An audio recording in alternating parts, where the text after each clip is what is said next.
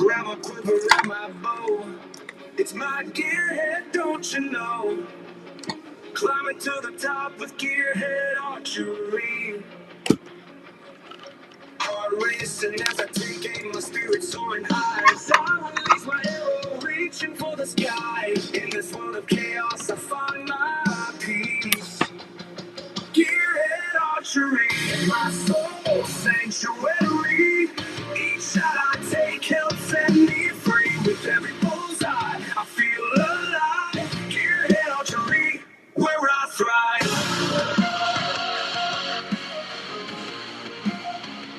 All right, welcome to this week's edition of Turkey Talk Radio. Hope everyone's having a good Wednesday all across. A snowy Wednesday here in Iowa for sure. That's what we got going on in here. We got about 7 inches of snow in Des Moines, and it's a little chilly. But you know, for everybody that loves the snow, I'm sure you're going to be very, very, very happy. So there you go. All right, Turkey Talk Radio is brought to you in part by our good friends out at Sportsman's Warehouse, Game Hide, Flex Fletch, Pure Whitetail, Gearhead Archery, Rupert's, Roost in Peace, Turkey Calls, and a whole bunch of other people. Dave Smith Decoys, we want to say certainly thanks to them. And who am I forgetting? Fourth Arrow Camera Arms, and a whole bunch of other people. That's just some of the people that help us do quality programming each and every day here on the Outdoor Call Radio Network. Hope everyone's doing well. I got every live stream going on Facebook. I did something to help my buddy Todd out have a nice day. You ever have somebody that you're just really good friends with, and you know that they if you do something and you don't say nothing but you just do it, it's gonna, when they see it, it's just gonna absolutely drive them crazy. Isn't that fun? I'm sure I'll be getting a text or a message here in the next 60 seconds or so, but that's all right. If you look on the live stream, it's pretty obvious. Hey, Rick Seeker, how's it going? Big week for everybody. Again, I want to thank everybody for the birthday wishes I got on Monday. I had over 500 people. I tell you what, that is the most humbling thing that I could say that I have going in my life. It just, I'm not deserving of that many people wishing me a happy birthday, but I do appreciate each and every one of you that did it. Thank you so much for doing that. It does mean a lot to me, so thank you. Don't ever think that I don't appreciate it, that's for sure. Unknown Files, plowing snow. Rick said he's plowing snow. I just got through plowing snow a little bit ago, Rick. I tell you, fun stuff, huh? Fun stuff. What is wrong with my mic stand? I had to change some stuff on my mic stand earlier today, and it'll be all right. I'll mess with it later. So I hope everyone's doing well. NWTF convention's going on big time.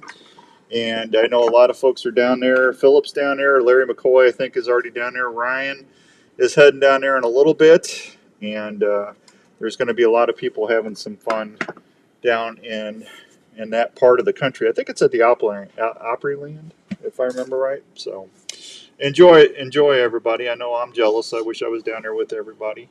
Enjoying the scenery, that's for sure. I got a chance to go out and do some trail cam stuff yesterday. And this time of year, we're going to talk a little bit about scouting and setups. If you got questions, you could hit me up here on the stream and let me know if you got something you want to talk about there. We're going to talk a little bit about setups. I went out and I took my Tacticam X Pro, which I like that camera because it's got a built-in LCD screen into it. And it's nice because you don't have to sit there and go on the app on your phone to see how everything is set up, and you just use the little screen that's built into the camera. But I got a really nice area where I know that the turkeys are roosting, and they have a stretch zone right there as it goes around the point. There's a big soybean plot about 150, 200 yards from where I put it. So they go back and forth in between the soybeans and where they're roosting. They're always running around scratching on something. But that was a good thing for me to get out there. I got that done. And Raven and I went out and did a little shed hunting. Good time of year, and then we got dumped on snow. So I don't know. I'm still seeing a lot of bucks carrying. How about you? Anybody seeing bucks carrying? Give me a a thumbs up or a wave if you're still seeing. I know a lot of bucks are carrying throughout the good old US of A. Why is that? That's going to drive me absolutely nuts. That should lock in. There we go. That's locked in a little better there. Okay, got a little reverb there. So last week we had Philip on, and we were talking about with some of the things. When is it time to quit calling? How to read a bird. If you missed that show, hey Jay, hi AJ, how you doing? Tell your dad I said hi. I got your dad's call right here. I think about your dad every time I see you. Your dad's on there. Tell your dad I said thank you for that. Is one of the very first box calls Rupert's Roost in Peace turkey calls made. And I was in Pennsylvania last year, and I saw that, and I said, man, I wish I could get me one of them. And AJ's dad was kind enough to say, here, I'll give you mine. And I even offered to pay him. And he just, that's how nice these guys are out there. That's why I'm so excited to get out there and see them this year. So it's going to be a good time. Excuse me for a quick second.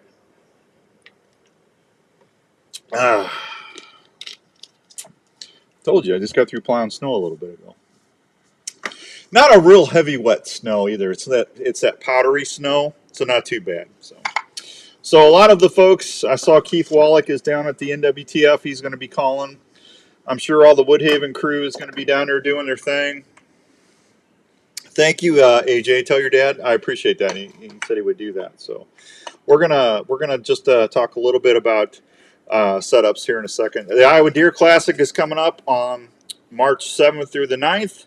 I know a lot of folks are going to be looking forward to that. I've got more tickets to give away on Saturday on 1350 ESPN on the Saturday show. And sorry about that. And we'll make sure everybody that we can get in there and have a good time. It's blowing back as fast as you can move through it. Yeah, it's still snowing. I plowed the driveway and the sidewalk, and then I told Jenny I'm just going to wait until the rest of it's done because I don't want to have to keep doing it. So you're going.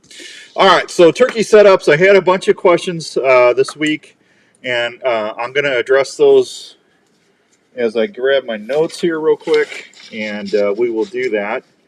And Zach wanted to know, again, he's thinking about using a head hunting broadhead this year, and he wanted to know, and I forgot to grab those. I apologize. It's all right. He wanted to know what I used in the past and what he has to do as far as arrow setup. The first thing I can tell you, Zach, is whenever you're getting on a headshot on a big broadhead like that, you're going to want a heavier spined arrow and a full length shaft. You're not going to want to use a cut shaft. A couple different reasons for that. One, you're going to want to stiffen that spine because you're putting a bigger broadhead on than normal on the end of that arrow. A stiffer spine is going to allow that to correct itself a lot faster.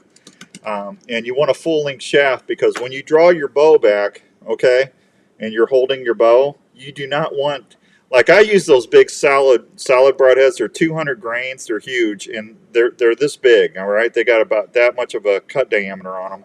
You don't want those blades coming up and getting your fingers.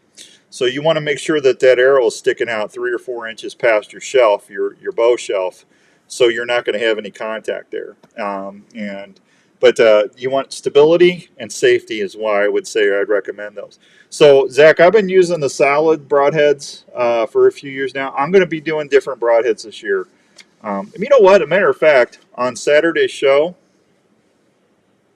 I'm either going to do this on Saturday's show or for the secret listener this week. I'm going to give away a box of those. I know I got a brand new box hanging up over there in my little archery room. And I'm going to give those away because I'm not going to use them this year, and I'd rather somebody get out there and get a turkey with them. Because if you hit them with those solids, man, it's over. Skip and I are working on something. I don't know if it'll be done this year or not. Skippy, that poor boy, is busy.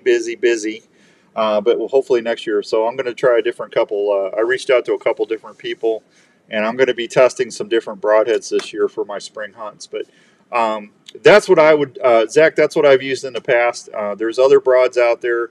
Magnus makes a really nice turkey head. There's a couple other people. And the biggest thing is you want to use a full shaft and at least a 300 spine on there because you want that arrow to correct as fast as you can. And it'll hold up better. So if you do that. And then he wanted to know how I sighted them in. Well, downstairs I just built me a big box and I took one of her old comforters and I said, Jenny, can I have this? And I stuck the comforter into the box and I made a kill zone on it like a turkey. And that at 10 yards, I just shot with that, and that's how I tuned it in. Some people use pillows. Some people, they'll go out and put a milk jug up or something. But you definitely don't want to put them into your foam targets, or you'll ruin your targets if you try to do it. And don't shoot it into a bag target because you're totally going to mess that up. But that's how you sight them in, Zach, and I hope you're well. All right. If you guys got questions, let me know. I'm here for you. We'll see what's going on. So good luck to everybody calling down to the NWTF. I know Donovan's down there I'm sure with the Woodhaven guys. Before I do anything else, I want to take a second, and we lost another good guy this week. Wayne Carlton passed away. And if you ever elk hunted in your life, Wayne was actually a great turkey hunter too. But Wayne was probably one of the most premier elk hunters in the country. And I met Wayne several times when I worked at Hunter Specialties with everybody.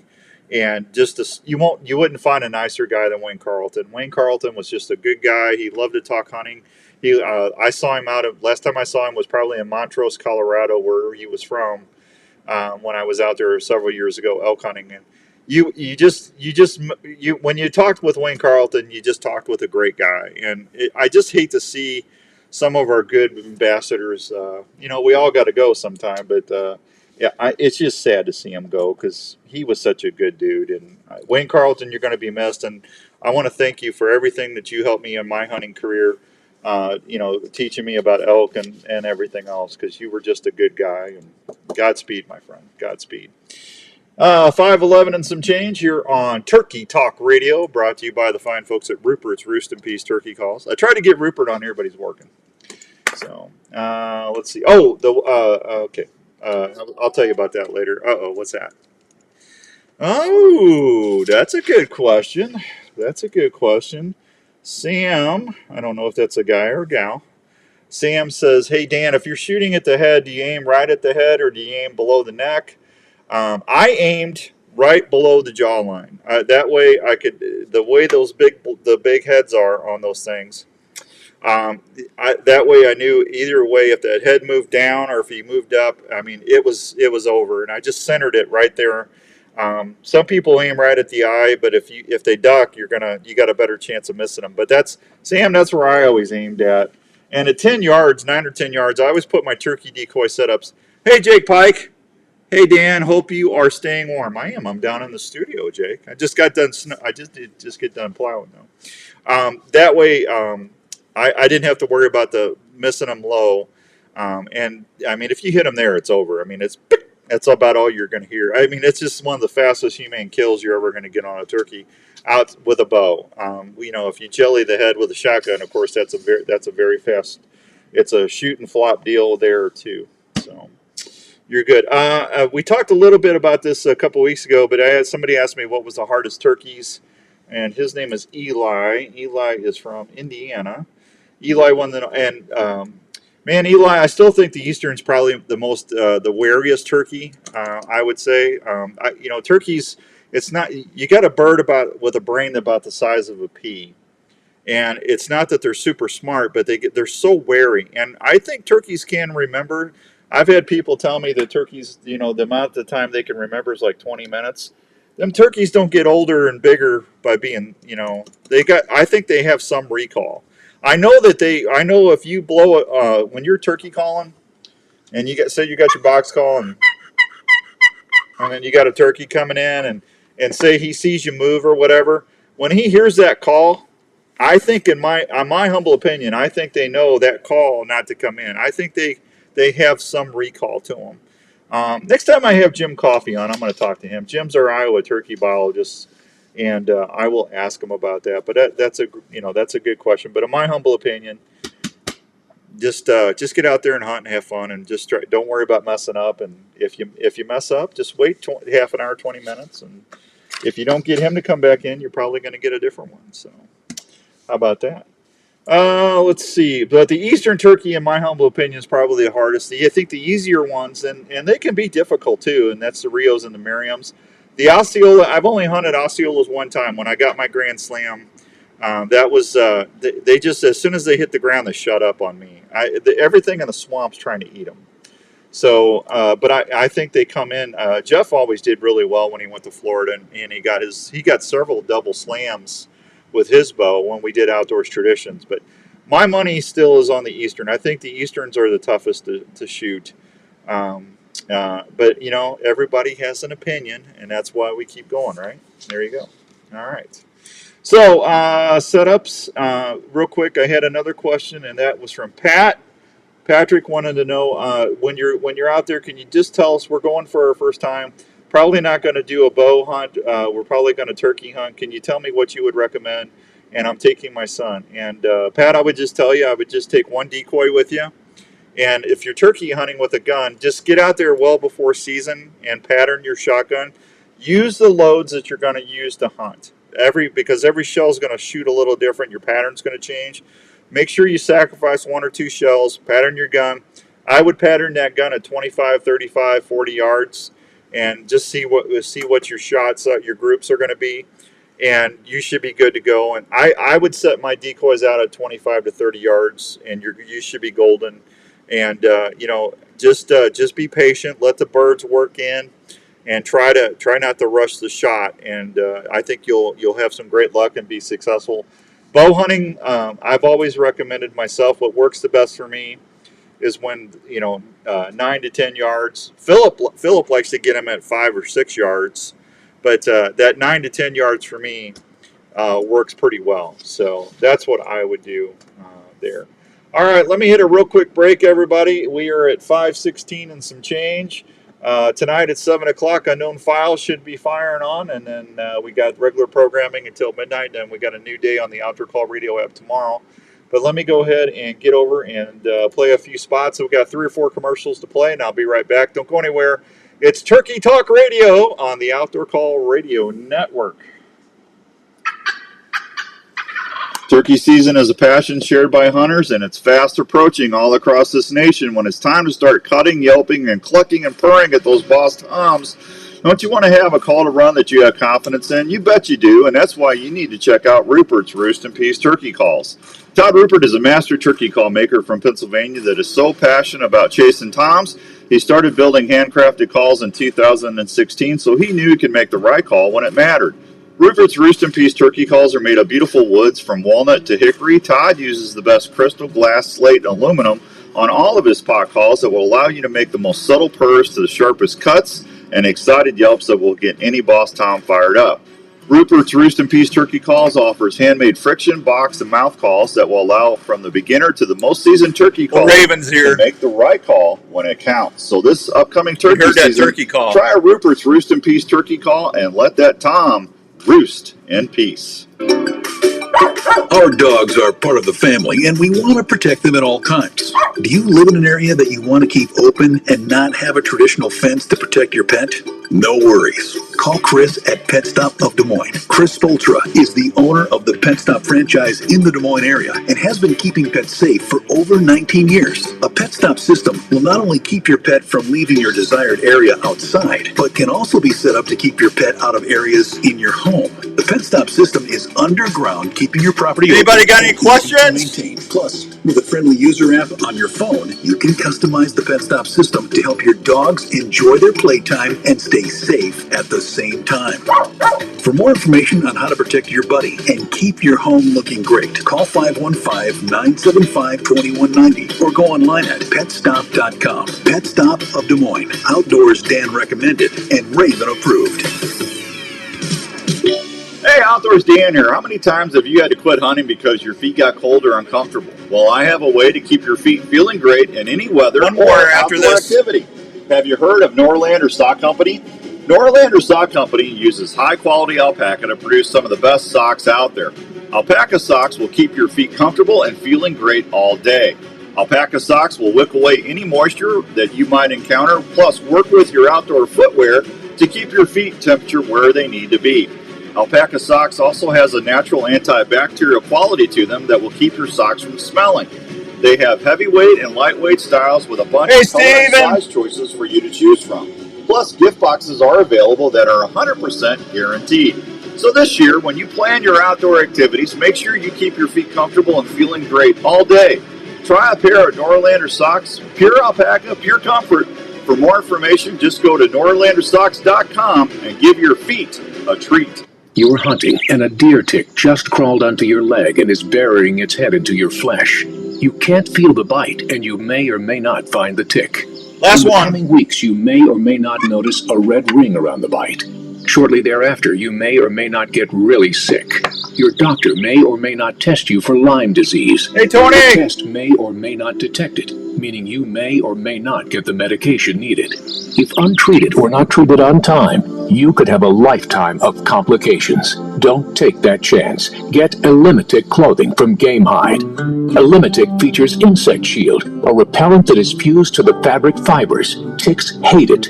Elimitic clothing will retain its effectiveness for the life of the garment and needs no special care. The treatment is odorless and invisible. Wearing Elimitic can help protect you from ticks, chiggers, and other biting insects, and is featured in a complete line of quality Game Hide hunting clothing. To learn more, visit GameHide.com. I grab a quiver and my bow. It's my gearhead, don't you know? All right, welcome back to Turkey Talk Radio on the Outdoor Call Radio app. Hope everyone's having a great Wednesday all across the good old U.S. of A. Hey, Tony. Hey, Steven. Good to see ya. I got this little little sissy call from Rupert's. I'm going to be giving one of these away on Saturday's show as well. And I don't know. I don't know what I should do for the secret listener contest. We have a new show starting tomorrow. It's called the women, what's it called? The Women Angler. The Woman Angler.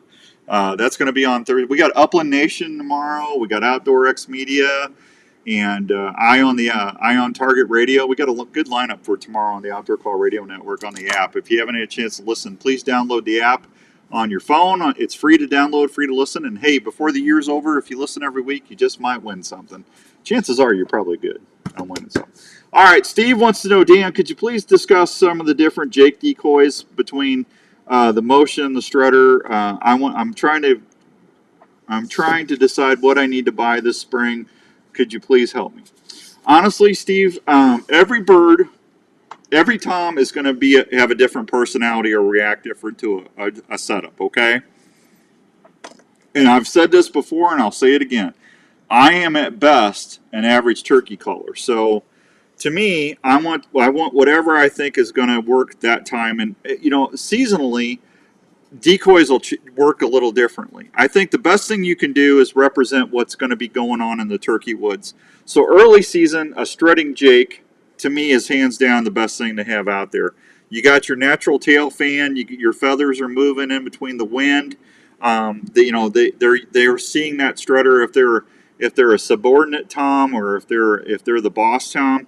And they see that out there with a breeding hen or another hen close by, they're not going to be happy about that. They're going to go and they're going to want to come in. That's my setup early.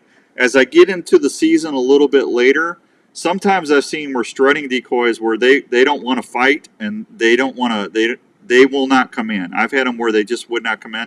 That's where I'll take either like a 3/4 Jake strut where he's almost popping in but he's not.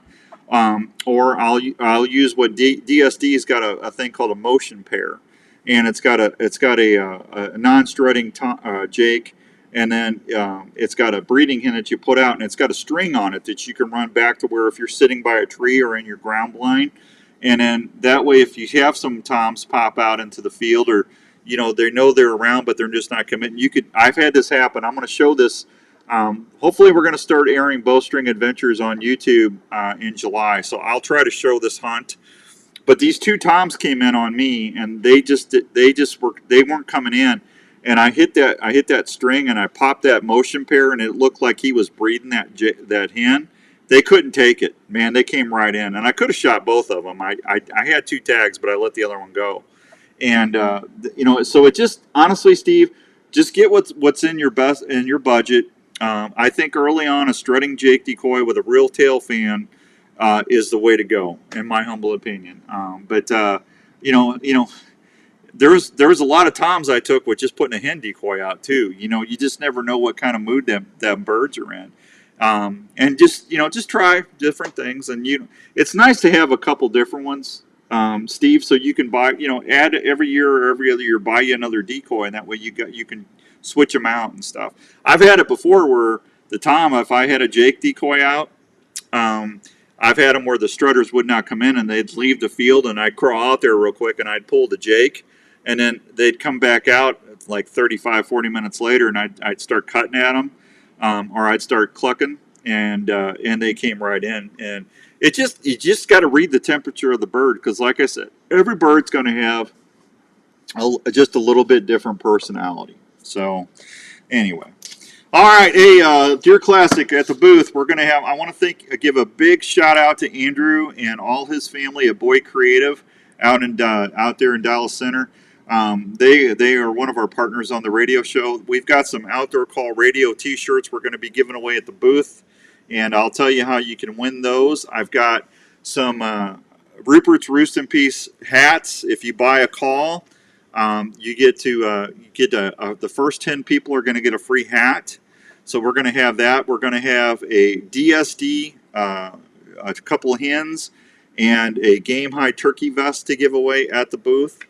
So we got that lined up, and that's just going to be coming by and saying hi. And I think I'm going to partner up with Todd. Todd always does a big giveaway at his booth as well. So we're gonna probably partner up on that and let you try to win a grand big prize, because Todd has a big package that he does every year at the show. And hey Jeff, how's it going in New York, buddy? It is snowing here too. It's a little snowy too. So that's we got a bunch of stuff to do there. And then and if you're buying a bow this year, if you're in the market for a new bow, please don't forget we got the Great Gearhead Goat giveaway starting March 1st. If you buy a bow and get it at Archery Field and Sports, or if you come to the Iowa Deer Classic, the Iowa Deer Classic is March 7th through the 9th, right there at the Iowa Event Center. If you come by, Skip is going to be working between my booth and Mark's booth. If you order a bow and pay for it, we're going to be in the drawing. We are going to give away a brand spanking new antelope hunt to Trophies Plus Outfitters in Alzada, Montana. And you'll have until the 17th, okay? And you can also go to Creek Archery in Pennsylvania. Chris at Creek Archery is one of our partners on the network. He's out in Pennsylvania, Yukon, Pennsylvania. I just need to have the order paid for in full, and then I will draw the winner. I think I said on the 22nd. So it's going to be a real quick contest. But I'll be honest with you, if we get 5-6 people to buy a bow, I'd be shocked, because not everybody. How do I say this? Not everybody. To me, everybody should be shooting a gearhead. But it's different strokes for different folks. I'll just say it like that. I love my Gearhead Carbon 24. And if you're going to buy a gearhead, I would get a Disruptor 24, a gearhead. Pivot Carbon 20 or 24. Those would be my three bows of choice. And I love my Pivot Carbon 24. Again, if you're just watching for the first time, in 30-something years of bow hunting and working with both bow manufacturers, I've never told a bow company, I really don't want another bow. I want to shoot this. I don't know if I don't think you can improve this bow. This bow is the best bow I've ever shot. I love it. It's everything I've ever wanted in a hunting bow. And Skip is actually making me one. You'll see this at the Deer Classic. He's making me a mossy oak one, carbon dipped. I'll have that at the booth where you can check out. But if you buy a bow, you're going to get a chance of winning that hunt. Skippy Peterson, the owner of Gearhead Archery, is going to personally guide you on the hunt. And that's where I met Skip a long time ago, was out at Trophies Plus. He's been guiding out there for years. Skip knows every little switchback and cut coulee and everything that you could ever want out west. He knows all that ground. He knows where the turkeys and everything is. So we'll be announcing that on the 22nd. Plus, we'll have some other stuff on there too. But that's what's going on there. Let's see. Pure Whitetail has a brand new website. If you haven't checked out Pure Whitetail in a while, go check that out. We got a Weeby knife deal coming up too. They'll be at the Iowa Deer Classic. I'll tell you about that. And I think that's pretty much it. Unknown Files is on tonight at 7 o'clock. If you've missed the spooky show, You check out everybody over there at the Illinois Paranormal Research Group. I know they're all ready to get you out there. If you have any questions or anything that you need, let me know. Well, this half an hour goes quick. But we'll when everybody gets back from NWTF, we'll try to get everybody lined up back on there, and we'll have some guests, so you're not listening to me opine at all for half an hour. So thanks, everybody. I appreciate you. If you need anything, let me know. Otherwise, I'm going to get out of here and go see what the snow's doing. I'll see you on Saturday on the Outdoor Call Radio. Thanks, everybody. It's my gearhead, don't you know? Climbing to the top with gear.